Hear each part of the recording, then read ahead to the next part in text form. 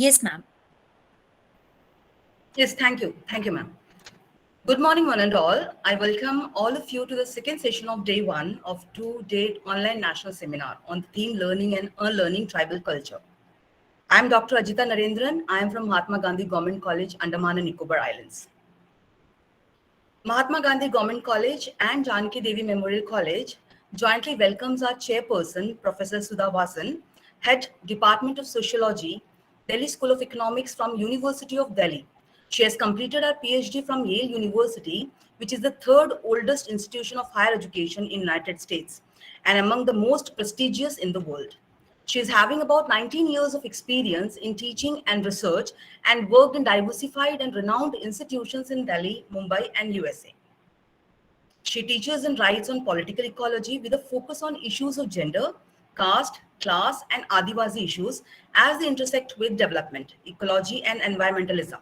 She has a regional interest in the Himalaya with publication on social, cultural, economic, and ecological change, cross-border trade, sacred nature, gender, and natural resources, forest law, policy, and institutions.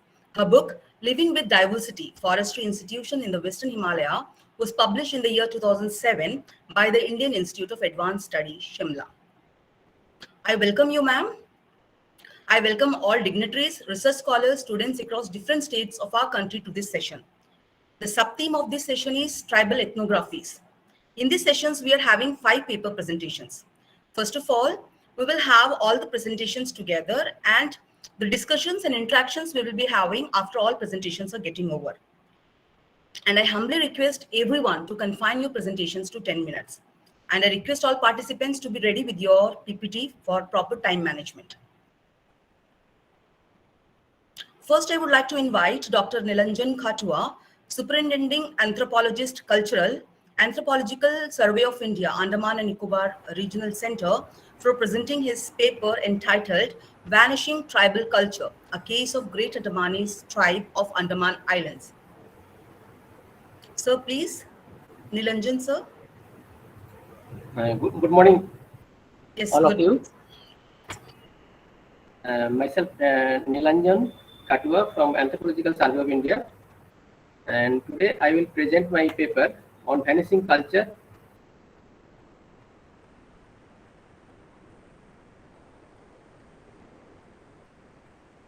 One second, ma'am.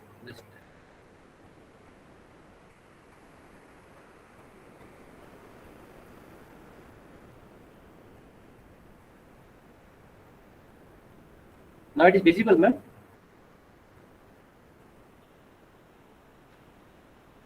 You can run the slideshow, sir. Yes, it is visible. Control में रखे हुए हैं, ठीक है ना?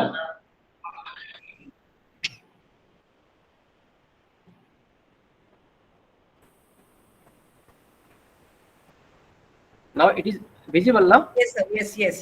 Yes. So very good morning, one and all. So I am from Anthropological Survey of India, and today I am presenting a paper on vanishing tribal culture, a case of Great Andamanese tribe of Andaman tribes.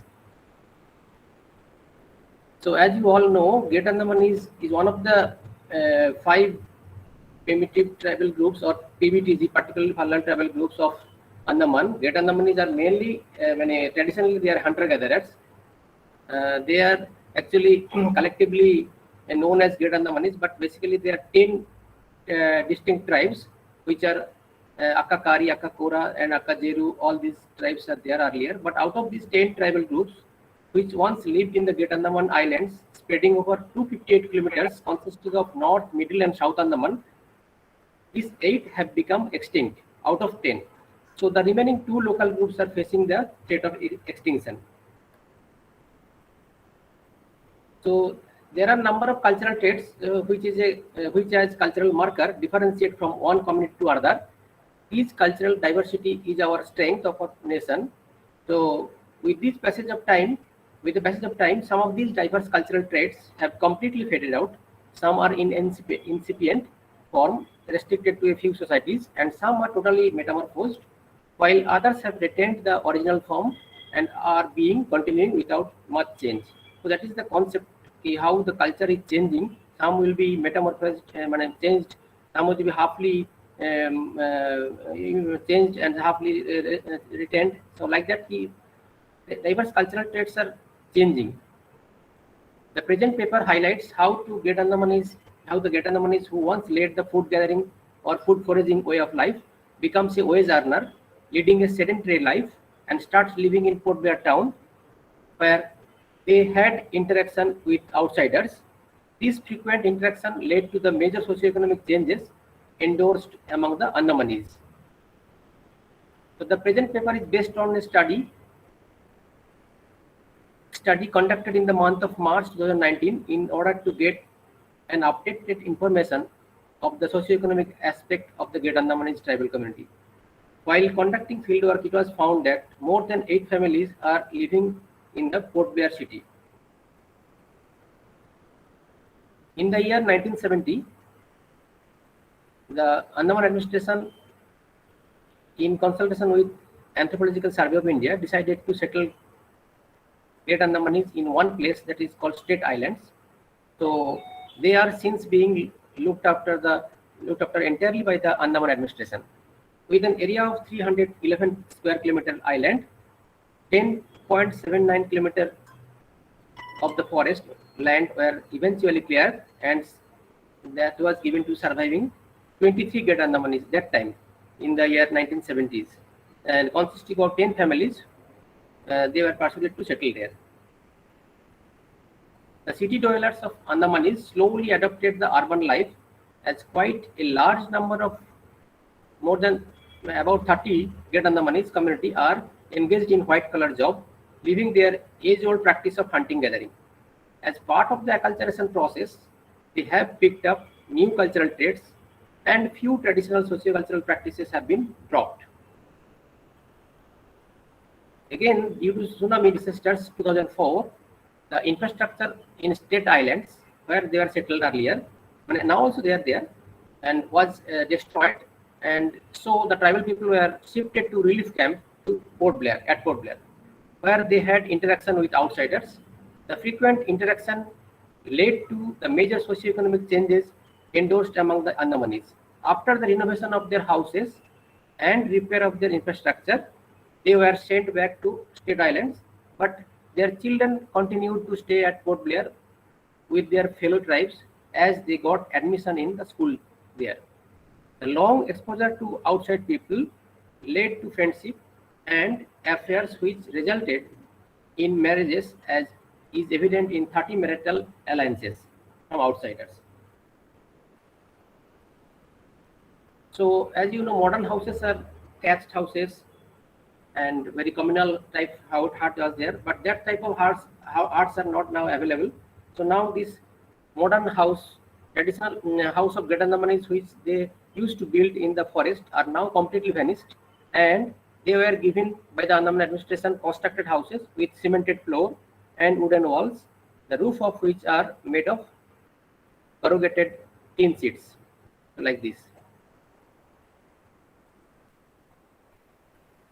Earlier they were actually traditionally they practiced the hunting gathering, but now a total of 30 literate Andamanis were appointed in government departments like constable, home guards in police, peon in education department, as A&M and midwife in health sector, watchman in and electricity department, shipping, forest, veterinary compounders, and different areas they were absorbed, and they were absorbed also in PWD.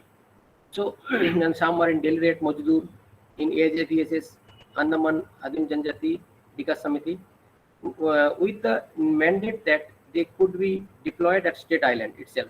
But it is seen that except 2 to 3 individuals, all are employed at various offices in and around Port Blair. These employees were given government quarters and residing with the government employees at Port Blair town. Again, in changes in food habit also, it has been observed that in the last 1 or 2 decades, their food habits have undergone tremendous changes.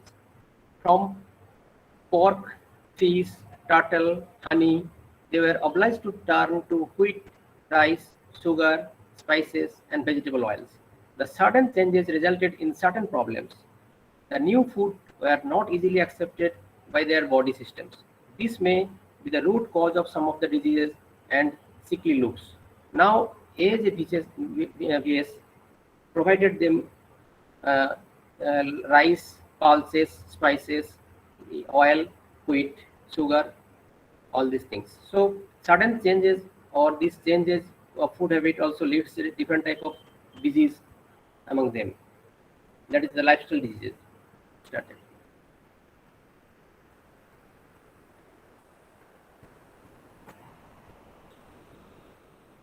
Is another practice of scarification. It is very olden days they used to do all these things. In the past, men and women scarified their bodies with flint or glass flakes, which they used to collect from the seashore. This was associated with their belief that the blood flowing from the scarification possessed less strength and could not protect them from disease. That is why they used to scarify their bodies like this. Now this practice is out of date, not practicing nowadays. And with the interaction of Karen, the Burmese immigrants, so they actually earlier they used to very close to the Karen people, and Karen first brought to that island in the year 1925 for the work of the forest department, and are expert in making the dongi, means traditional boat.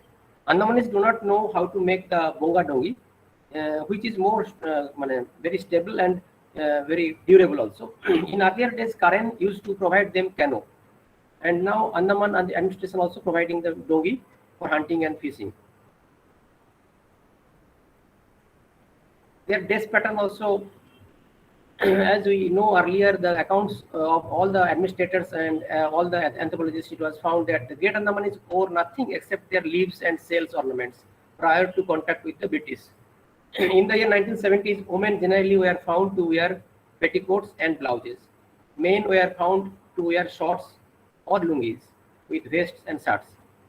So these are the dress pattern changes also. Now the modern dresses by the women is like that. So as you know all, the bow and arrow is the their main weapons. That time they also fought against the British people. That is also known as Battle of Aberdeen. That took place in the 17th May 1859. So that time these weapons means these bows and arrows are very popular to them. Nowadays it is not visible with them. This type of bow is very peculiar. You cannot see any parts of the country or in a world like this. So these are now all are kept in the museum and all. So they are remembering also the Battle of Aberdeen. Some people also told so many people died in the Battle of Aberdeen. They fought with their bows and arrows against the British people who shoot them by using their weapons or guns. So according to the 2019 census, their population only by 64, this one, because male is 37 and female is 27, and they have outsiders. They married 4 males. They married the girls of the Andamanis, and 7 women who brought to the Great Andamanis Society from outside. So total 11. So 64 plus 11 is 75 now. In the year 2017, they were 70, 56, and the 14 from outsiders. So some are died, some are departed, some are deserted their wife and like that. So that is why now 11 outsiders. So language also, in case of language also, it was seen how many changes takes place. Andamanis language family, which is consists of 10 dialects of 10 distinct local groups. The 10 local groups are already I have told earlier. These are the Akkakara, Akkacheri, Akkajeru, all these things. Out of 10 dialects of Andamanis language family, only Akkachari and Akkajeru are spoken now by the present Great Andamanis population. There are no living representatives of the other 8 local groups. Most of the Andamanis now generally speak the Jeru dialect. The younger generation do not know their original dialect. So you can take 1 more minute, sir. Okay, the community they communicate in Hindi and with the outsiders, and also their religion also slowly changes takes place. So they now started. Actually, they are the strong believer of animism, but now they started Sivaratri and other things also in their community. In the healthcare systems also, it was like this. The establishment of the sub-center in the state island, and due to administering the allopathic medicine to the Andamanis, they are forgetting their age-old practice of ethnomedicine. So it is also very great loss to the people. Skill development measures. So considering the present situation of the tribe, it would not be possible to encourage them to stick on their hunting gathering pursuits as source of their livelihood. Neither be as to switch on other pursuits like horticulture or cultivators. Instead, they should be encouraged to fashion their traditional crafts or to make handicrafts like model of baskets, canoe making, bow and turtles like that, which can be marketed through the society. So these are the other way. And impact of modernization and urbanization, as I told earlier, the tribal people are forgetting their old cultures. It is observed that most of the traditional norms and customs are transformed due to the impact of modernization and urbanization. The tribal people are recalling the facts by getting confirmed their fellow human beings with great effort.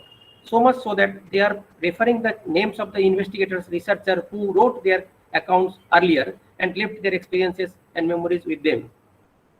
The quick adoption of alien customs made them disorganized, forgetting their age-old indigenous culture, including their traditional knowledge of building communal hut, making canoes, bows and arrows, musical boards, and ritual related to rites and depassage, and performing arts like dance, music, as well as art like scarification of their bodies, etc. Thank you. Thank you, sir. It was really very good and a very informative presentation about the tribe. Next, moving to our next presentation, which is a combined presentation. I would like to invite Dr. J. Gill, Associate Professor, Department of English, JDMC, and V. Rajalakshmi, Associate Professor, Department of Sociology, JDMC, for presenting their paper, Witch Hunting, an Instance of Violence Against Women. Thank you, Dr. Ajita Narendran. The presentation has been split in two parts. The first part will provide a context analysis of the subject, while in the PowerPoint presentation, Dr. Rajalakshmi will talk about the fieldwork that she's done in Jharkhand by meeting women who have been accused of being witches, the families of the so-called witches, the lawyers who are fighting legal battles to help them, and the NGOs who are working to rehabilitate them.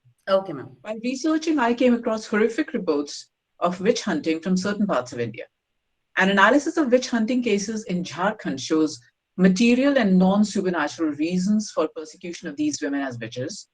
It is a favorite mode used by powerful villagers to commit land grab, and sometimes by extended families to disinherit an inconvenient woman member of the family without taking legal recourse that may take years and cost a lot of money to resolve otherwise. Before proceeding further, let's briefly define witchcraft, which refers to, I quote, the practice of and belief in magical skills and abilities which are believed to influence the mind, body, or property of others in a malicious manner.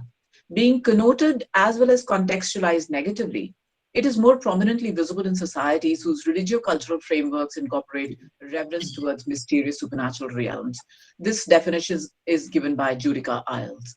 Alleged to be the instigating instrument for diseases, physical deformities, famines, bad crops, deaths, and other non-favorable stances, witchcraft is purported to be the intervention of negative supernatural powers. A random survey of news gives us numerous instances connected to witches in different parts of India, very often from Jharkhand, Bengal, Bihar, Andhra Pradesh, Odisha, Rajasthan, and Assam. All these states have significant tribal presence. Almost all the reports about witches are about women being beaten, stripped, raped, burnt, killed, or lynched by villagers for being witches.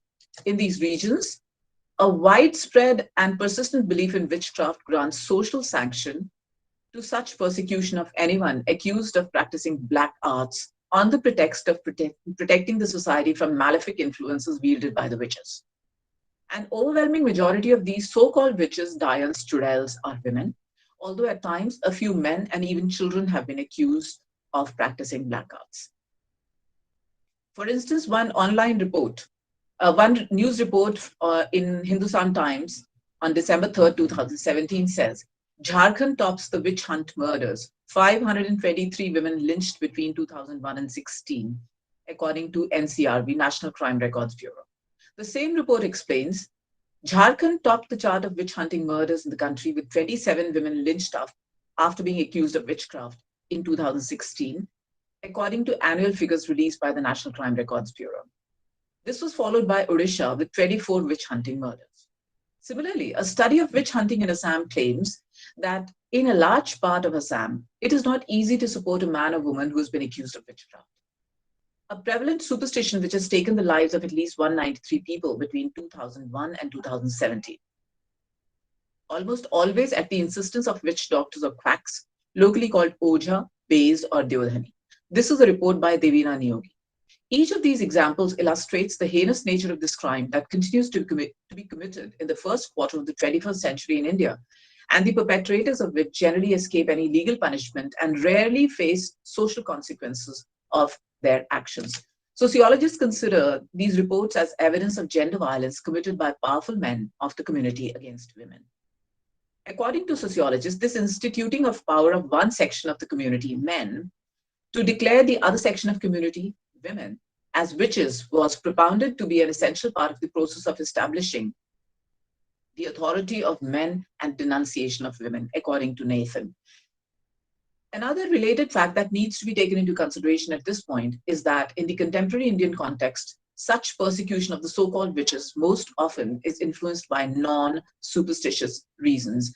Very often, women are branded as witches by the Ojha, who are always men, for mercenary or material gains, to deprive these women of property, deny them rights, and occasionally as punishment for refusing the sexual advances of powerful men. There seems to be nothing superstitious about such abuse of women, but a cynical exploitation of the society's religio-cultural beliefs for personal gains by people in authority. Apart from the social dimension of the problem of witchcraft and witch hunting, it is useful to take note of the legal aspects of this issue. The Ban on Witchcraft Bill was presented in the Indian Parliament in 2010, according to which the practice of witchcraft in any form is hereby banned. Any contravention of this act shall be punished with rigorous imprisonment for a term which shall not be less than 5 years. Any offense punishable under this act shall be deemed to be cognizable and non-bailable. The point of interest is that a bill on the ban of the practice of witchcraft was brought to the Indian Parliament first, and it took another 6 years for Prevention of Witch Hunting Bill 2016 to be introduced, which hints at the lack of interest on the part of lawmakers to eradicate this problem.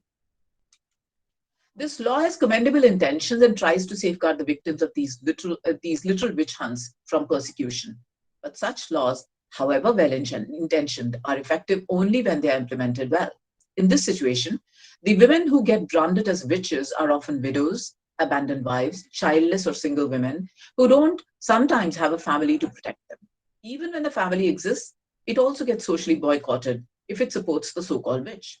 Often the families tend to abandon the women accused of practicing witchcraft due to social pressure. Another thing that is equally obvious is that the woman has to compensate the victims of her supposed wicked deeds in addition to the Ojha, who wields enormous powers in these cultures. The Ojhas literally have the power of granting life or death to these women. They take full advantage of the witch's helplessness by seeking either financial or sexual favors from these victimized women. Dr. Rajalakshmi will be able to give you more examples of this with actual evidence in the fieldwork done by us. Witch hunting has been more often than not an instance of gender violence. Plenty of evidence is available to support this claim, which we will provide in our presentation. Raj, please carry on. Yeah, thank you so much, Dr. Gill. So I'll just very briefly let everybody understand the witch hunting in Jharkhand. Jharkhand, as we all know, is a very new state, and it is primarily a rural state, as only 24% of the population resides in urban areas. And during our study, we found out that the population living in urban areas is also engaged in agro-based work. I will not go through all the districts and all, but what is very important for us to understand is that Jharkhand is a home to many tribal groups. 30 scheduled tribes, including very primitive tribal groups, comprise 26.3% of the total population. The largest tribe is Santhals, whereas others include Oran, Munda, Ho, Kariya, others. Now, also there are other scheduled castes and other backward classes there, which I will not go into the detail about it. What I'll come straight to the fact is that we basically covered 3 areas in our research. Daltonganj, which is absolutely rural, Chaibasa, which is again a rural area, and Ranchi, the urban area. Now, what is very important is the fact that in Jharkhand, witch hunting is very, very rampant.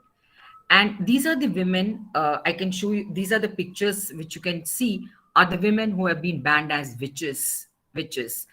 And Jharkhand is a Naxaline prone area. That is, there is a lot of violence due to a Naxal problem. But the problem which the women face, the violence which the women face, the death, the killings which are due to witch hunting are much more than any kind of violence which is seen because of Naxalite problems. Now, every year in the month of October, there is a Bhoot Mela where women who are banded as witches, they come.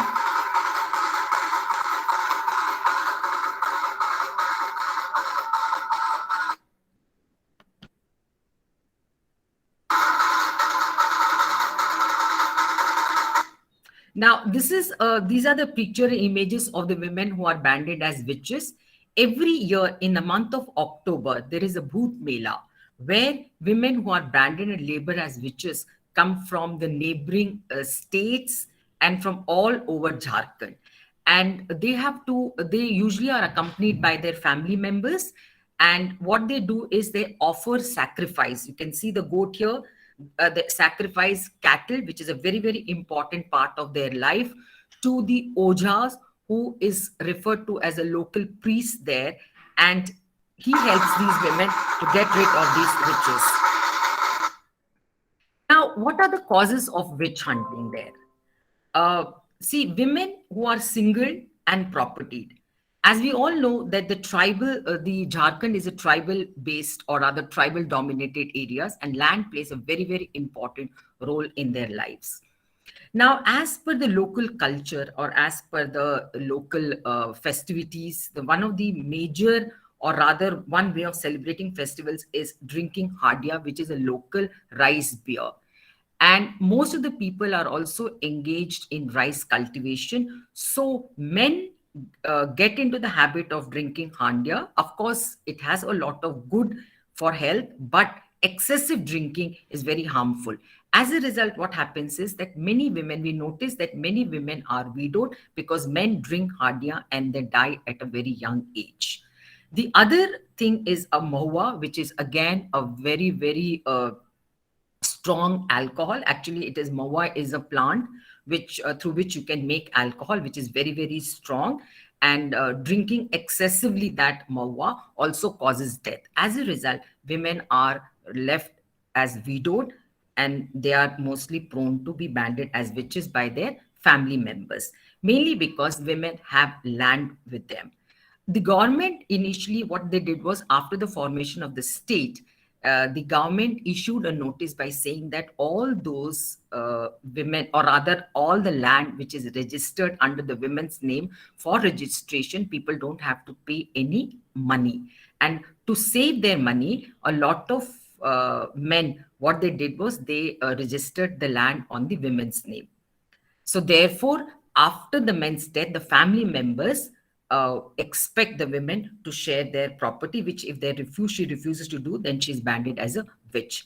The other thing is that, some of the women are very, very good in understanding the medical value of the plants. So therefore, what happens is the Oja, who is supposed to be the... Rajashri ma'am, can you please take one more minute? Yeah.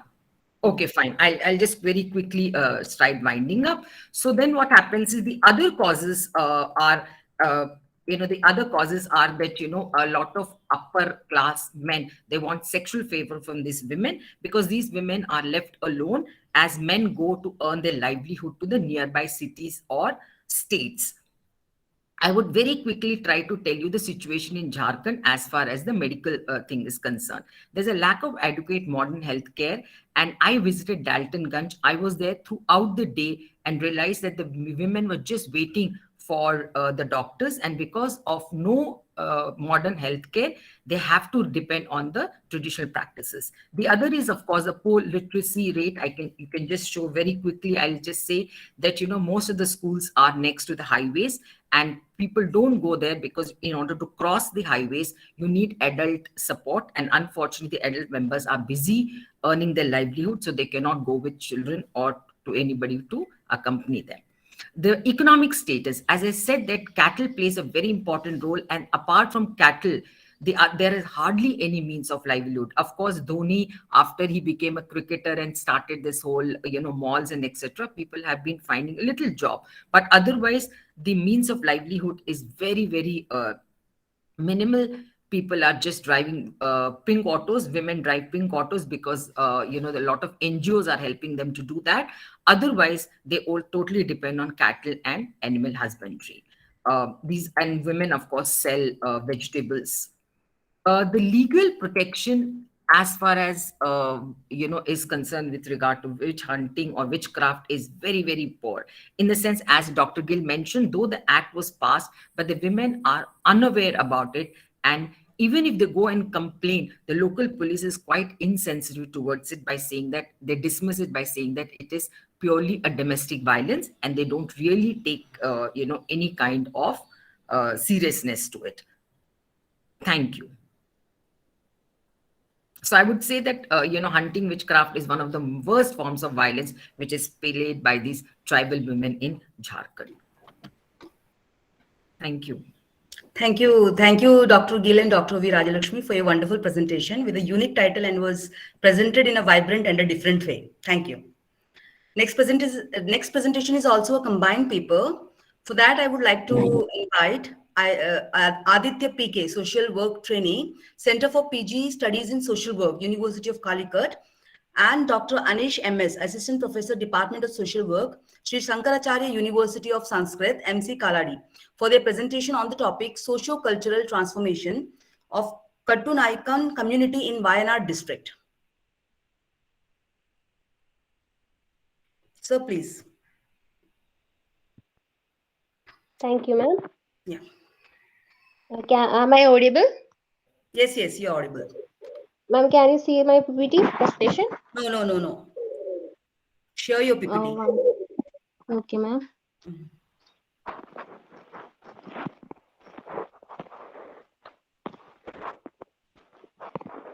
Is it clear, ma'am? Yes, it is visible. Okay, ma'am. Thank you. Good afternoon, all. Myself, Aditya. I'm from Wayanad, and our topic is Socio-Cultural Transformation in Kattunaikan Community in Wayanad District.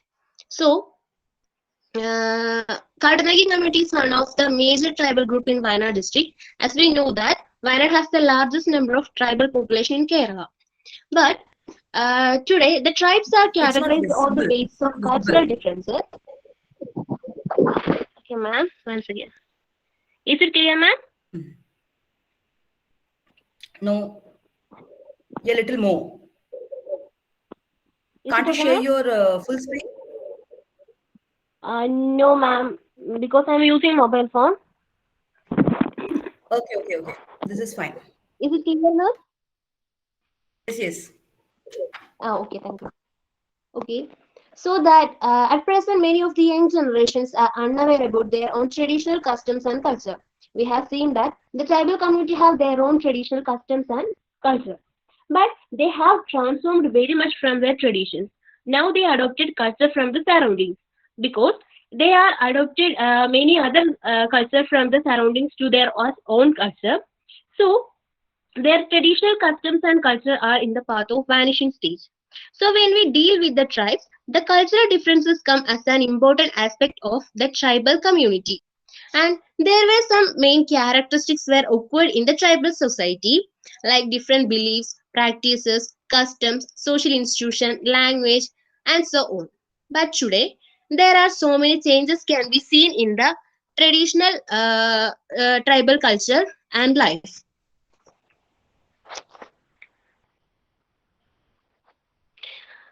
Also, so that the present study is an attempt to understand the socio-cultural transformation among the Kattunaikan community. So, there is the methodology part.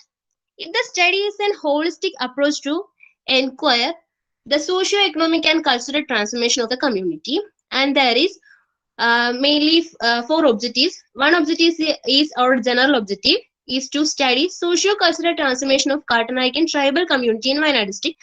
And there is mainly three specific objectives. First one is to study socio-economic and cultural status of the community. Second one is to know the lifestyle changes of the Kartanaikan community from the tradition to modern. And the third one, to assess the assimilation of Kartanaikan community with the mainstream society. These objectives was the main point of the study. So, the researcher used in the study, the research design is descriptive research design in the study.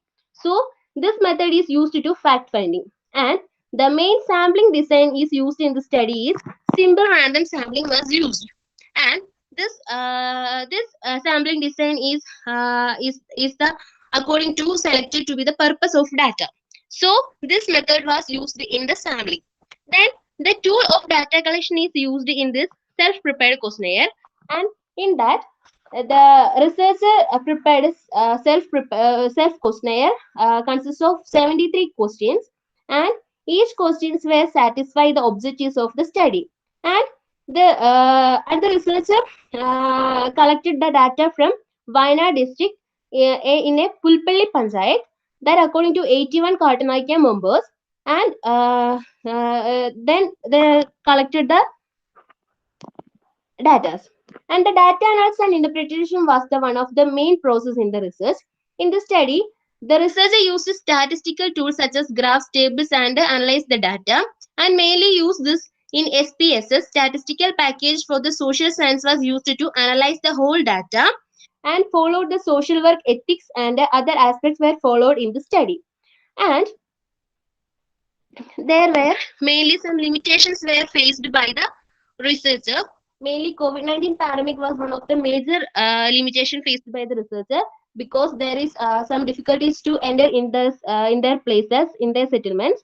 And next one is the language problems, because their Kartanaikan's language was related to Kannada language. They are closely related to Kannada. So it's a Dravidian language, it's a mix of Dravidian language. So there is a difficult in their language issues, and there is some chance for incorrect informations may given by the respondents.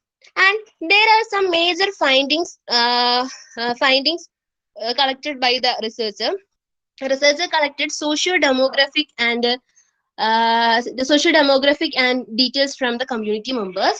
Mainly, the researcher understand that the Kartanaikans do not have an adequate education, because because the age group was selected in this study is 20 to 60 years, but they come and this in this the samples were come under 20 to 30. They don't have enough education. This was one of the main drawback of this community. And in this research, the respondents' family mainly include 3 to 5 members, and most of them are married. In their child age also, they are married. They are in their caste, but in that community, the researcher viewed that they have an elder. He is named as Moopan. He is the elder of this community, and this community whole activities was under this Moopan, and so he is the head of the community. So he is taking decision for their community members. And the researcher noted that they don't have saving habit in their traditional life, but now most of them are saving money for their future life, because there is a transformation having done in their community. Researcher also pointed that they have traditional farming system, but now they don't know what are their traditional farming system, and also they have a caste system, but now there are so many changes were occurred. So now they don't have any caste system, but they followed other castes as their own. And also, majority of Kartanaikans were influenced by modern media, especially TVs and mobile phone. So there are a lot of changes were happened in their lifestyle, and also in their dressing pattern, in their food style, and in their festivals. Also have so many differences where happen, because they have traditional their own culture, customs, practices. But now they are not willing to do that, because they respond that they don't have enough time, or they are not interested in these traditional customs and culture, etc. So there is a vast increase in their traditional or transformation have happened in this community. And mainly there are some suggestions were given by the researcher to improve their life and encourage the people to aware about their role in the society. And there are some suggestions are the rituals and customs of the Kartanaikan tribal communities changing very drastically. So the government should encourage these fading rituals and customs. This will help to maintain at all time. So the government should encourage these fading rituals, because they have their unique culture and culture. So the government should encourage them. So if government should not encourage, it will be changing very fastly. Aditya, 2 minutes left. Okay, ma'am. The present generation is unaware about the tribal culture and practices. So, because of modernization, so educate the children more about the customs, beliefs, and practice of the community. And also, the modern world is unaware about the Kartanaki community, their belief, rituals, and customs. The state government should include documentaries and short films and tribal community about the tribal community to make beliefs about the awareness about the the Kartanaikan community. And also, the study socio-cultural transformation of Kartanaikan community in Wayanad district is found that transformation is an ongoing process which affects the community. So, as per the study, it may include that transformation has highly influenced the Kartanaikan community, but transformation process have positive and negative impact. But on the basis of the study, the researcher can say that only positive impact was happened in the Kartanaikan community.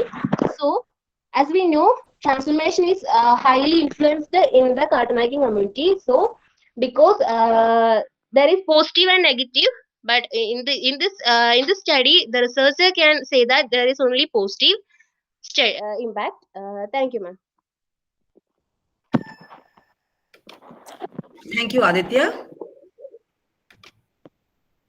Thank you for your presentation. Now, moving to the fourth presentation, I would like to invite Dr. Vandana Madan, Associate Professor, Department of Sociology from Janaki Devi Memorial College, for presenting a paper entitled A Priest and a Prince, Reflexivity and Biography in Defining the Self and Other.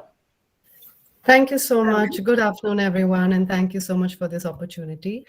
As Dr. Ajita said, my paper is titled A Priest and a Prince, Reflexivity and Biography in Defining the Self and the Other. I'm simply in my paper trying to look at the question of how a field worker is someone who cannot completely distance himself or herself from his or her experiences in the field. And the life of the field worker is somehow very inextricably linked up to the life of the people that they are studying. And to support myself, due to the paucity of time, I'm going to just do a very superficial look at the lives of two men. One is Verrier Elwin, who was a priest, and the other is Christoph von Führer-Hammendorff, who was a prince. He belonged to a royal family. And that's why the title of my paper. Let me very quickly take you into the argument that I have by briefly pointing out that I think all of us know that when we look at the discipline of anthropology, the discipline has been very closely linked to colonial expansion. And by the 15th century, we do find that colonial expansion was bringing European powers to different parts of the world. And in this process, the agents of imperialism were recognizing that they needed to study the way of life, the language, the customs, the practices of people whom they were trying to establish control over. They were also realizing that they could actually proselytize the other, as they called it, the savage and the barbarian. A lot of the early information was gathered not only by travelers, explorers, and administrators, but also by the missionaries. And I think there is enough documentation for this. And by the 19th century, we find a very interesting situation where these primitive other societies, they become a meeting ground for the colonizing imperialist missionary, and at the same time, they also become an important piece of information for the scholar and the philosopher, because these societies are now being looked at as societies where man lives in a state of nature. And this beckons the ethnographer, it beckons the scholar, many of whom I say were brave scholars because they traveled the length and breadth of the world, accessible, inaccessible lands. Sometimes they described what they saw reflexively, sometimes they described it judgmentally, sometimes not knowingly, but all the time with one mission of gathering and sharing information about different cultures and communities. Field work for these scholars, it was an emotional and a moral engagement with the people. It was not just an act of data gathering. And to explain this a little further, I go into the lives of the two men I'm talking about. Verrier Elwin, who was he? A British priest and a writer. He was deeply involved with the tribal people of India. His involvement was often controversial. Son of a bishop, he studied theology. He came to India in 1926 and he was ordained to work among the people. He joined the Krista Seva Sangh, which was a Christian organization. He was deeply influenced by Gandhi. He joined the Indian National Congress in 1932, but he wanted to spend time with the people and he went to live among the Gonds in Madhya Pradesh. While he lived there, he felt a deep sense of rejection of both Gandhi and of Christianity. And as he grew more engaged in his world where he was living, the Gond world, he began to write about the Gond. He wrote 2 novels on the Gonds, speaking of the voiceless tribals. And the more he lived with them, the more he saw the world through their eyes. He eventually married Kosi, and then he later married Leela. Both of them were Gondi women. Now, between 1936 and 1955, he published critical ethnographic studies and also 2 novels on the cultural lives and customs of the Gond, the Baigas in 1939 and the Agadia Gond in 1941. He wrote about tribal life, agriculture, social and family practices. And as he did that, he found himself getting pushed more and more towards an anthropological side. He was also deeply troubled, and he wanted to draw the attention of the leaders to how the tribal people or the hill people were being ignored. And in 1954, he became an Indian citizen, and he was appointed the advisor to the Indian government with reference to the tribes of the hills of the Nefa. And he moved to Shillong. In fact, his wife Leela died in Shillong very recently. Elwin was, as we all know, a great supporter of the hill tribal tradition. He spoke up against government policy. He fought with Hindu nationalists. He was Nehru's policy maker on tribal situations. And he firmly believed that a higher truth could be found by looking at tribal communities and preserving their cultural identity. And he talked of the need for having excluded areas where plainsmen would not interfere. And in 1957, he created his philosophy of Nefa, where he outlined what the government should be doing to protect the tribes of the Northeast. And a lot of scholars got into debates with him. One of these was the social anthropologist G.S. Ghurye, who accused Elwin of artificially separating the tribes. He in fact said Elwin was trying to create anthropological zoos, and he hated him for that. Now, Elwin's biographer Ramachandra Guha says that Elwin was gravely misunderstood, because he only saw himself as a man who was poised between 2 worlds, and he believed he was well placed to interpret one to the other. He never saw tribes as a laboratory specimen. Elwin, in fact, wrote that the work of a scholar was to lead administrative reform, improve the lives of people. Otherwise, his work is a failed piece of work. And speaking of anthropology, he said anthropology to him did not just mean fieldwork, it was his whole life. He also wrote that for an anthropologist, a time comes when one finds oneself no longer an alien and an outsider, but within. He also believed in the importance of living with the people, enduring their distress and their celebrations. And he wove into his life, both his personal and professional life, from the Gonds to the Nagas and other tribals of the Indian hills, many different elements, including his wife and children.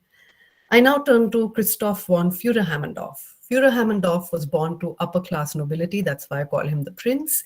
In 1936, he came to India to work among the Nagas of Assam, and he worked in Assam for several months. He had to return to Austria, but came back to India because he couldn't get India out of his system.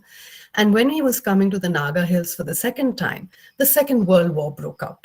And we find that Hammondorf, because he had a German passport, he was arrested by the authorities. And what do? They sent him to the Hyderabad state under the jurisdiction of the Nizam.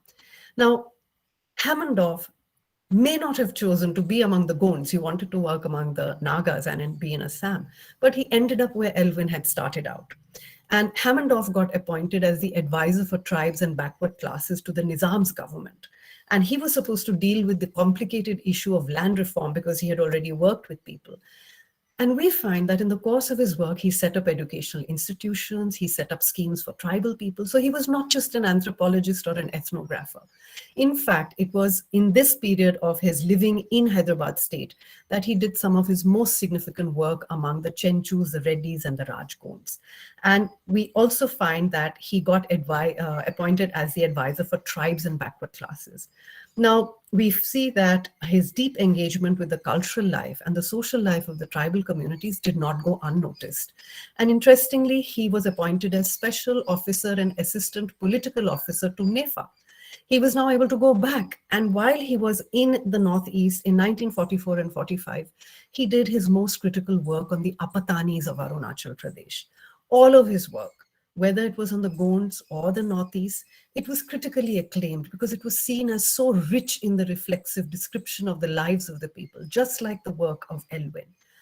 Hammondorf and Elwin were both very curious men, and both of them were also accused of getting too involved with their subjects. Both of them left a very significant mark on ethnographic work, and their ethnographic work till today represents some of the most critical work done on tribes in India. In conclusion, I would like to say that if we look at the trajectories of the lives of Elwin and Hammondorf as scholars and sympathizers, what my argument is, both of them struggle to represent the represented in similar and yet different ways. Their work impacted their biographies deeply. So while Elwin began his journey among the central tribes, married among others Leela, the daughter of a Gond Pradhan, he went on to live and work in the Northeast till he died in 1964. In case you don't know, his ashes are immersed in the Siang River in Arunachal Pradesh. Hammondorf, on the other hand, began his career in the Northeast, ended up among the Gond. So one was there, came here, one was here, went there. Although Hammondorf did not marry a Gondi woman like Elwin, he and his wife Elizabeth's ashes after their death are entombed according to Gond custom in Marlavai village in Adilabad district, which was home to the Hammondorfs. In fact, the tribals have also built a statue to the couple. My argument is that as an ethnographer, one has to struggle to be objective and acknowledge one's effect on the society being studied, while at the same time finding connections with those one is studying. Ethnography stresses the importance of distancing from the subject other in keeping with roots in objectivity, but ultimately the personal history and the lives of the ethnographer, they do shape the outcome of the research. It makes the anthropologist a more emphatic interpreter in cross-cultural dialogue. I believe ethnographic writing is an anthropological journey. It's more than just a piece of fact gathering and research. It's more than just an exploration of those who are under scrutiny by us. It becomes, so to say, an outlet for the anthropologist to reflect back and forth, sometimes excluding oneself and other times immersing oneself in a very delicate balance of storytelling. I leave you with a quote from Elwin, which I believe really succinctly sums up the reflexive role of the anthropologist and the impact of his work on his life.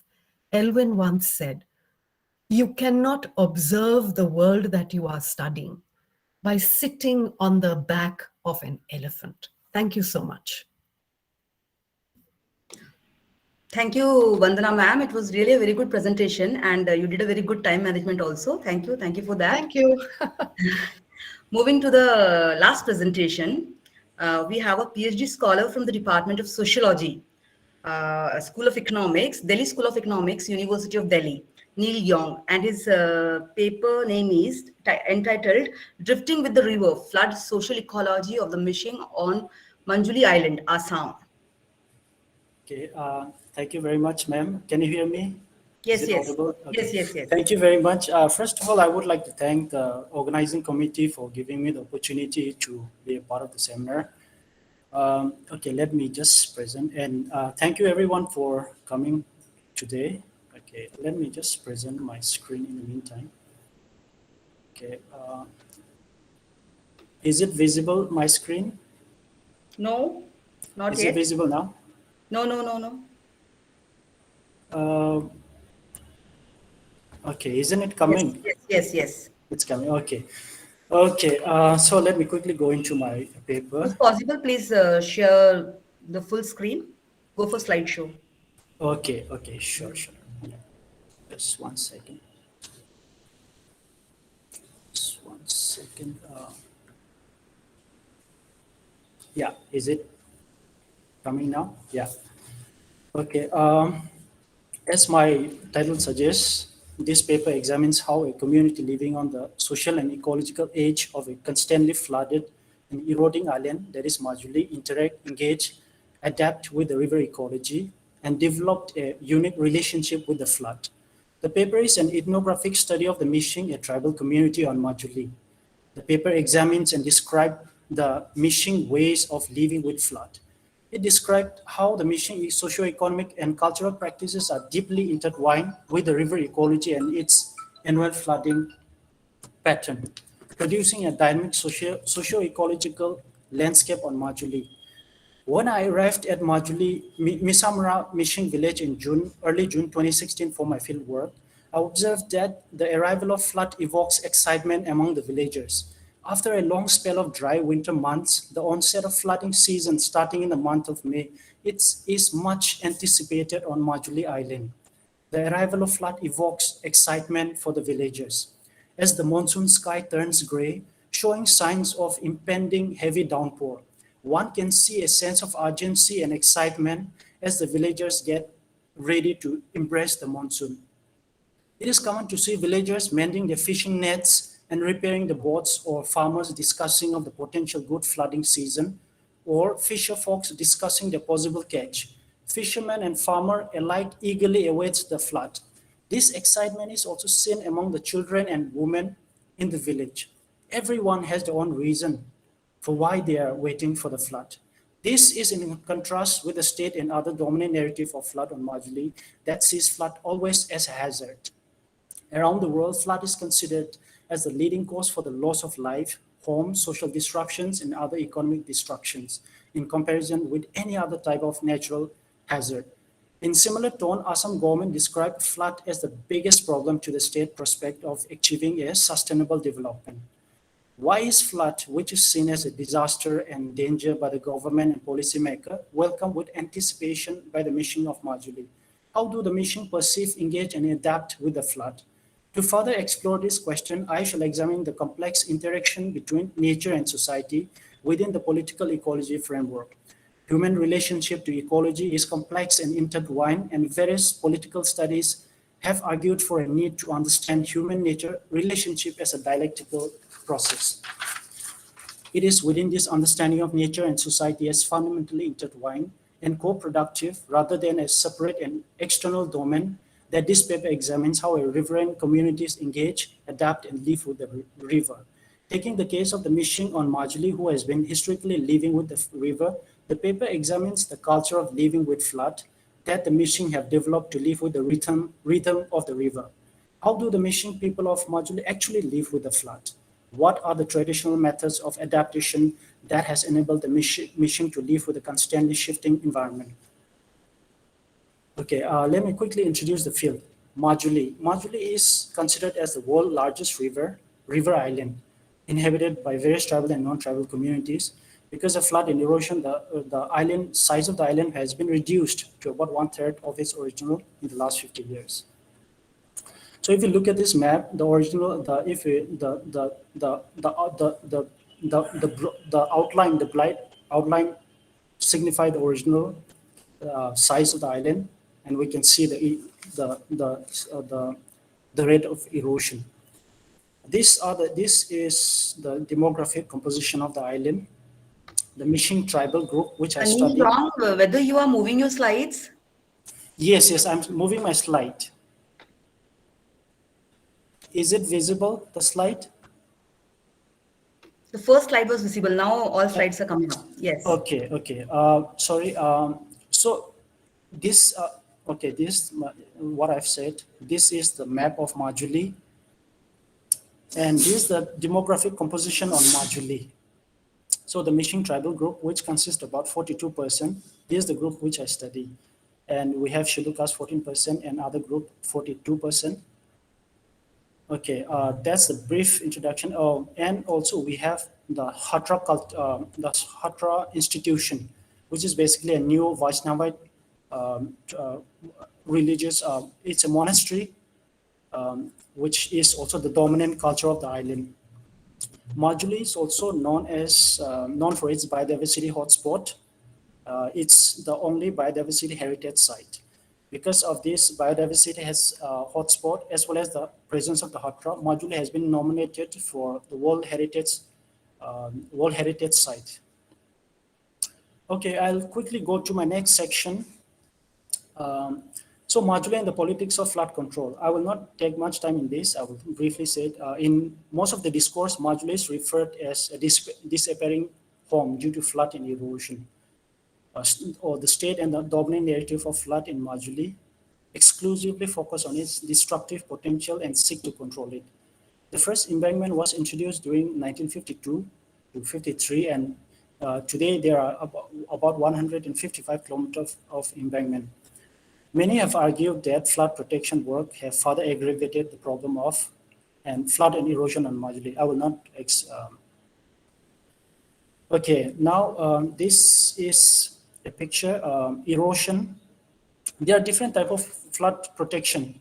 We have the geobag, we have embankments, and there are also some other porcupines walls. Okay, let me go to the other section. Drifting with the river. We go where, okay, this is the section. In this section, I will talk about how shifting is integral part of the daily living with the river for the mission, producing a dynamic socio-ecological landscape on Majuli. When I arrived in Majuli, I noticed few families were dismantling their houses, and upon inquiring, I was told that they were trying to shift to a newly formed nearby Chapuri because of the impending erosion. As we further walked along the river, Pankaj showed me a few more houses that were dismantled a few weeks ago. As we continued our discussion on flood and erosion, he told me that shifting of houses due to flood and erosion in the village is a normal thing. Every year, few families are shifted either inside the village or to a nearby Chapuri. We go where the river makes us go. So erosion is the main cause of household shifting within the village. So in this way, shifting forms a crucial part of the daily living with the river for the mission on Majuli. To mitigate this shifting, the community rely on various material as well as social assets available to them.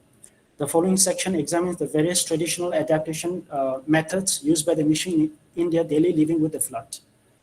Okay.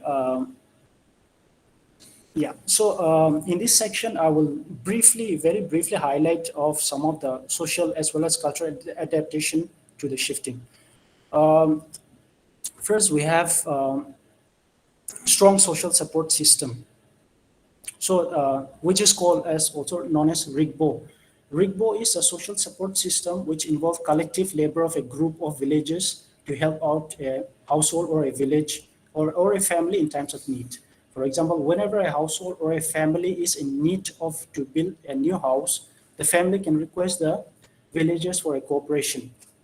RIGBO is practiced in different occasions, ceremonies, agriculture practices, and especially during difficult times like flood and erosion. As we can see in this two slide, one is RIGBO is in when there is a need to reconstruct house, when there is a shifting happening, and so they can call the villagers and in ceremony. And even in times of lost, for example, one of the slide is showing when one of the boy got drowned in the river. So they called the entire village to go to search for the boy in the river. Okay, quickly I will go to another part, which is the housing. So this is a housing. It is a typical mission house, which is called Changar. So this house is also. You can take 3 more minutes. Okay, thank you, ma'am. Yes, so this is a house very typical to Mishing village. So if you come, the first interesting thing that one noticed while visiting a Mishing village is the unique traditional house, silk bamboo house known as the Changar. Changra is one of the distinctive feature of physical adaptation to the meshing in dealing with the chronic floods on Majuli. So the unique design of Changra provides not only protection from annual flood surge, but it is also well suited for this frequent shifting of erosion. Okay, the next is the availability of Chapori land. The next is flood-dependent livelihood. Yeah, in terms of flood-dependent livelihood. So livelihood of the meshing on Majuli is highly reliant on river and its annual flooding cycle. Both agriculture and fishing are very much dependent and shaped by the flood cycle. For farmers, flood brings silt then nourishes the soil, which is crucial for the productive the winter cash crop and vegetables and water for growing of summer paddy. Whereas for the fisher folk, fish comes with the flood. The flooding season provides good catches for the fish frogs. Okay, so coming to the final, okay, I will quickly go to the final section of my conclusion. So in this paper, I have described how the meshing of Majuli perceive, engage, and adapt to the river ecology, and developed a culture of living with the flood on the island. For the meshing, annual flood is not always bad, destructive, and hazard. A common idioms used by the state and various development agencies to denote flood, but it is intertwined with their life, society, and culture. Flood is not an abnormal force, but rather a part of their life. Thus, the meshing community lives with the flood, and it produces a dynamic socio-ecological landscape on Majuli. So quickly, I will show a few of these slides. So they see flood as normal, and they see flood as a resource. So for them, flood is also they interpret flood as also as a hazard. And also they see flood as a fun for the children to go for fishing, to swim, for the women to go for fishing. So they see interpret flood as a fun. They also see flood as a loss because of flood, there are accidents happen. People lost their life as well as their the loss to the cattle and properties. Okay, thank you very much. That is all I have to say. Thank you. Thank you, Neil. Yeah. I thank everyone for making your presentations wonderfully and keeping the time also. Now I would like to invite few questions from the audience. You can either raise your hand or post your questions in the chat box. The first question already I'm having from Ritika Yadav. Her question is particularly to Nilanjan sir. Her question is how development projects like Sagarmala and Constitution of Island Development Agency has affected the very core traditional way of living of Andamanis. Also, did the tourism industry led to an intermixing of culture? Nilanjan sir, are you there?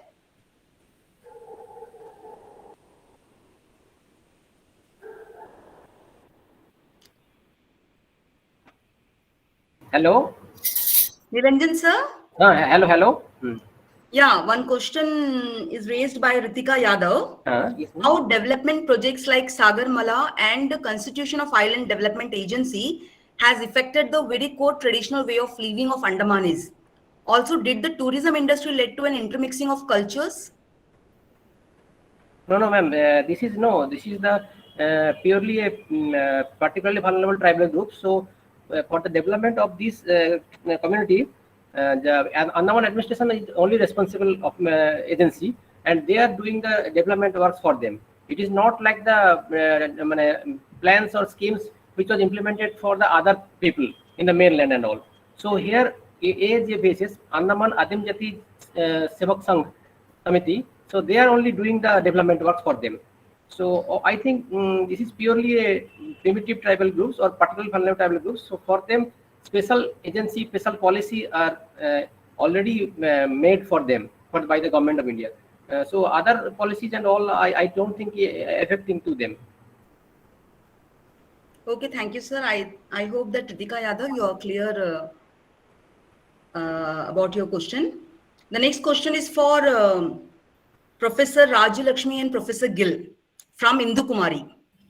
Her question is, can we say that state is quite helpless in the presence of crowd to prevent such practices of witch hunting to happen? I have seen villagers not allowing police to enter the area where such things are happening, and even later, no cases are registered. Right. Uh, Okay. Raj, go ahead. Okay. See, actually, in Jharkhand, the thing is that, one, the police is quite insensitive. Two, unfortunately, it is the family members who complain, or rather who are involved in it. So therefore, it becomes very difficult for the police personnel to take any action. Because what is happening is that, they think that it comes under the domestic violence. Two, the family members are the ones who ban a woman as a witch. So therefore, if it's very difficult for the police actually to take the case forward, and women are so traumatized and helpless that they have no voice. Thank you, Dr. If I may just pitch in at this point, what I would like to say is that there is an instinctive sense of disease with the idea of witchcraft. However, educated or evolved we may think ourselves to be, but the very fact that we have all these Hindi television programs on chudels and witches and Dians, and their popularity tells us that. So there is an instinctive sense of disease. And the other thing is, so whenever somebody is called a witch, there is always this smidgen of doubt somewhere in our minds that is she actually practicing black arts? Can you switch on your video? Sorry, this is it's a bit of a problem. Let me just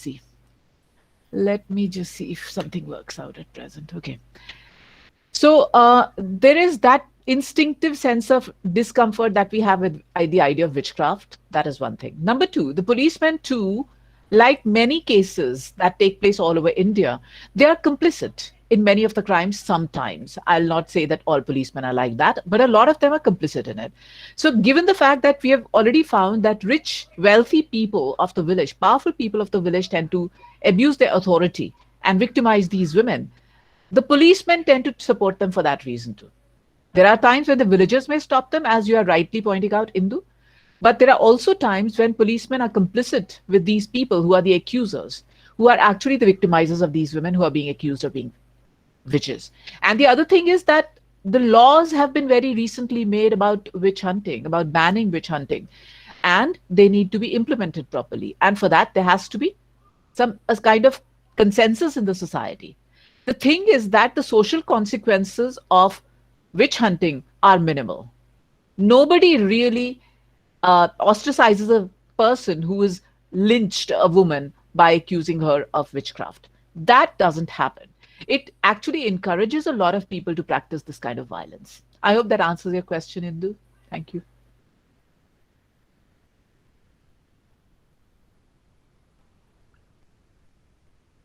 Ajita, you're not audible.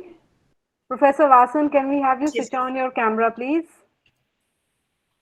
One last question. This is from Ritika Yadav for Neil Young. Her question is, can tribal traditional solutions be integrated with the modern techniques in order to protect the ecology of the island? Okay, thank you, Ritika. Yeah, that's one of the questions that is constantly, especially among the activists in the on the island. That is one of the questions that they also discuss very frequently. So even among the scientific community, there is a lot of literature which suggests that, especially when it comes to the protection, for example, flood control measures such as embankments. There is a strong literature suggests that embankments are not really the best way to control flood. But also the state on the other hand has been always like they have always pitched for the need to build more and more embankments to protect the island. So it's a complicated kind of answer. Like I'm not very sure, but at some of the practical level, for example, if we look at flood prediction. So the tribal community also, they use like SMS. They listen to SMS. They look for SMS.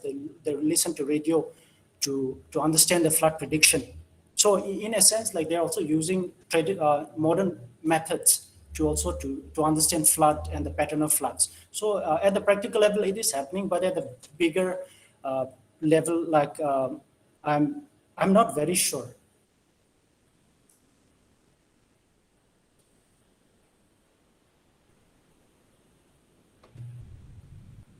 Thank you. Thank you, Mr. Yong. Now I would like to take permission from our chair that we can wind up this question answer session. And I would like to invite our chair, Professor Sudha Vasan, to enlighten us on this theme, tribal ethnographies. Ma'am, please. Yeah, thank you so much, Dr. Ajita. Good afternoon, everybody. It's been a pleasure to listen to all these 5 papers. I mean, it's ongoing research to see how, people are looking actually and doing research on tribes in different parts, in fact, of the subcontinent. And I think they've been informative, and the questions as well have raised many things. What I thought I'll do very briefly, because I know I'm what is standing between all of you and your lunch. What I thought is I'll perhaps ask some questions that sort of connect the 5 papers that were presented here, because I've had that privilege of standing back and looking at the 5 papers. So the first thing that I really want to ask, and for all of us to think about, is what does it mean to do fieldwork or an ethnography, right, of tribal culture or tribal community in 2021, right? Specifically, I would like us to think about how is this different from what was done, in the 1920s and 30s and even the 1940s and 50s, right? Dr. Madan, in fact, told us how, engaged the ethnographers, both Verrier Elvin and Hemmendorf were, and we know of many other such ethnographers, ethnologists as well, who've studied the same communities that we are talking about today. So it's worth our while when we say, for instance, is culture changing? I think it's important for us to ask, where are we measuring change from? Are we saying change compared to 1980?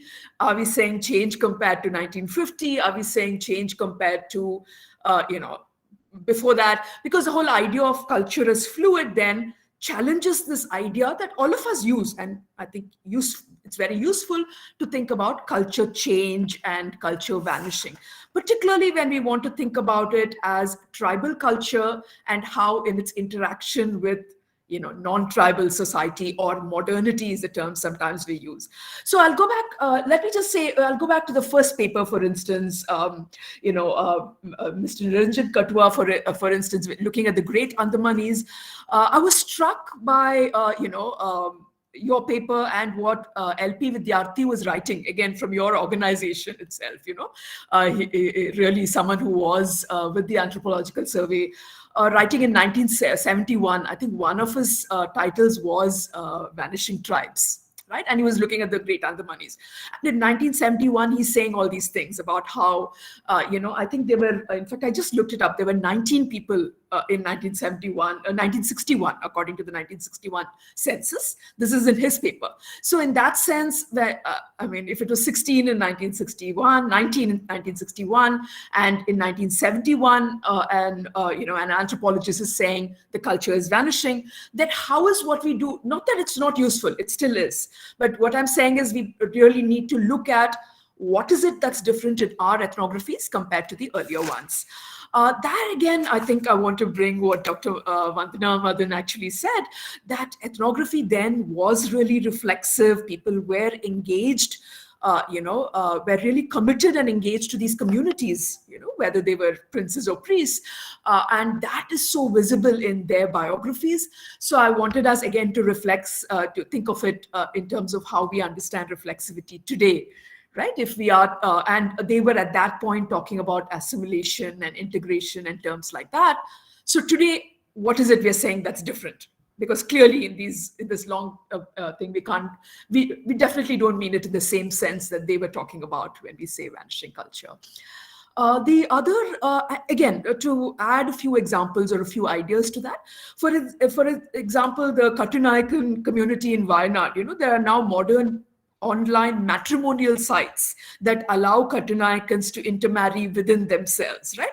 So then the kind of whole influence of caste society on tribe is, I think, and modern technology, and the kind of location that we are in now. So there again, what I want to come back to is this idea of our current location in 2021, where we do look at a more sort of globalized world on the one hand, but also as anthropologists, what we know is the kind of modern emergence of identity as something that is now constructed and is important in our social lives for everyone, right? So in that context, then when we're looking at tribal culture, are we looking at something new that is emerging? Is a question that I want to pose to all of us. Again, this could be even for something like Neil, the last paper, when you're looking at, for instance, how the missing see the flood as this thing that might be fun and enjoyment and risk. And I think towards the end, you mentioned how they use mobile phones to sort of understand the flood now, right? So that kind of understanding of a dichotomy between tribal culture and modernity, I want to pose to you as a challenge that perhaps that is something that we need to challenge ourselves on, right? That distinction, that something separate can be identified and distinguished. The other kind of point, I know there's another 2 minutes or so with the organizers' permission. I want to quickly also think of a couple of other things. For instance, this issue of marginality, right, is something to think about very, very closely, because there are other studies that talk about class formation within tribes as well. So this whole body of literature where anthropology in general has had this development in the 60s, 70s, 1890s, I think it'd be worth reflecting on what we are doing now, perhaps not for the great Andamanis, but there as well, I think the presenter mentioned how they are working in white collar jobs now, or they are, integrated into the education system at a very, very marginal level. I think, again, in the Mishing case, as well as in, I think, PK, Aditya, when you were talking about the Katunaikan, you mentioned how, yes, they're integrated into modern education, but what are we talking about? We're talking about them being in very poorly equipped or supported government schools, and really not having the resources to get a modern education. So there's modern education on one hand, which we criticize, justifiably so. But I think we need to bring in the issue of marginality, I think, more centrally to the way we understand any kind of integration that is happening. And I was also struck by the paper on witch hunting. Rajalakshmi, of course, I know well, and Dr. Gill as well. I just wanted to refer you to a study, in fact, that one of my colleagues, Anuja Agarwal, they have a report along with Madhu Mehra that you might know about. And one of the things that they're arguing that might be interesting to you is that they are, in fact, suggesting that perhaps separate laws are not really necessary. Right, that perhaps regular law and its implementation is really what's needed. And again, I think one of their important insights is that they've in their study, again, it includes Jharkhand, but it's also Chhattisgarh and I think one more state which I forget right now. And they actually suggest that it's women who are 40 to 60 years of age who are actually murdered in the name of things. So it's not really single women and widows as the general literature thinks of. So I thought these kinds of locating ourselves in these might be particularly useful. Last, I want to add that I think one of the important things about ethnography, or in fact qualitative research, is of course often long-term commitment, which came out in, I think, Vandana's paper on very relevant and Hammondorf.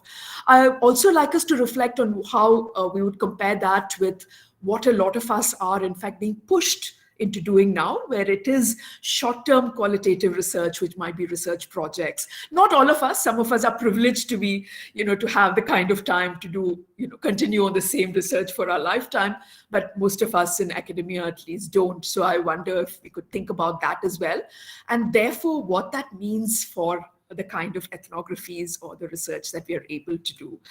And the last one, of course, is I think, again, what is brought out very clearly is reflexivity and biography. I think that came out in all the papers, whether it's, Neil looking at Mishinga Majuli or,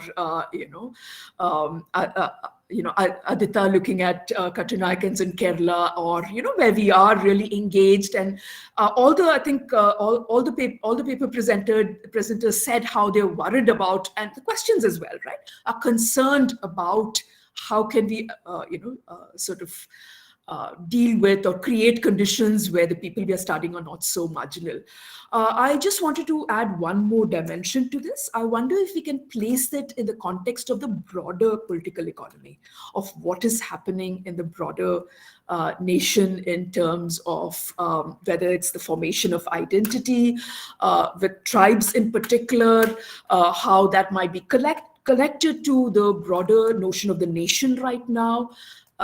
Because tribal regions as well are really well integrated in a different sense, not in an economic, socio-economic, ameliorative sense, but in the sense of the broader project of the nation state today, as they were perhaps, in the very relevant Nehru kind of connection, right? There we look at Nehru and how that connected to very relevant and Gurre is the other person I would add, and their debates. I wonder if we can do the same today, where we look at the current Indian state and their projects of community formation, and how I think tribes, in fact, are very closely integrated to those desires and those trajectories.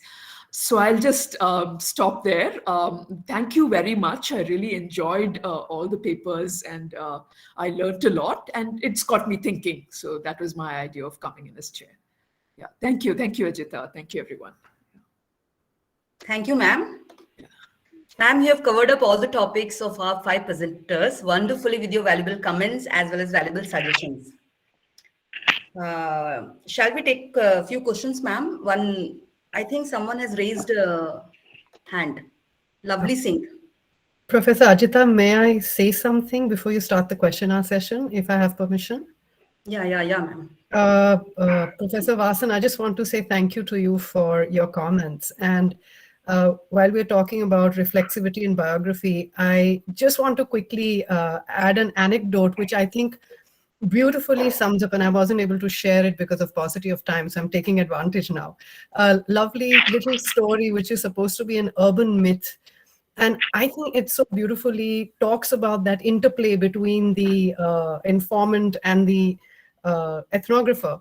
And you may be aware of it. There is an urban myth that says that a young anthropologist went to do field work among the Nagas.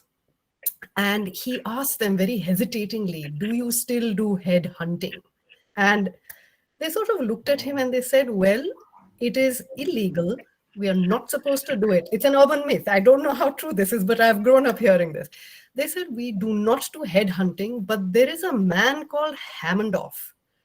If he comes back to the Naga Hills, we are going to start head hunting again, and his head is the first one we are going to take. So it's, I think, so reflexive in the sense of you're not only doing an ethnography, but you're also so much a part of the life of the other, which I think is so critical. Thank you so much. Thank you, Vandana ma'am. If anyone is having any question, we can take 1 or 2 questions. I just want to say thank you, Dr. Vasan. The other thing which I wanted to say was that, of course, there are other reasons beside a single women and widowed women. Middle-aged women also are subjected to by their family members. And there are many reasons. Unfortunately, because of a lack of time, I could not present all the points. And thank you very much for your comments and suggestions. Thank you. Thank you, ma'am. Any questions? If there is no question. Ajita, I think Mr. Lovely Singh is raising his hand. Now he is not raising, ma'am. He raised his hand. I think it was mistakenly. It was. Okay. Then we can stop. So we can go for a formal vote of thanks. If no questions. Yes, I think there is no question. On behalf of Mahatma Gandhi Government College and Janaki Devi Memorial College, I thank our chairperson, Professor Sudha Vasan, for sparing her precious time and sharing her knowledge inputs with us today in this platform and giving valuable suggestions and comments. Thank you, ma'am. I congratulate everyone for wonderful presentation in their respective areas and all the dignitaries, research scholars, students connected to this program across our country. I thank you, one and all. Thank you, ma'am. Thank you. Thank you, Ajita Thank ma'am. you so much. Thank you so everyone. much. Thank you. When we can start our Sudha next session. ma'am, thank you. We can break for lunch and join back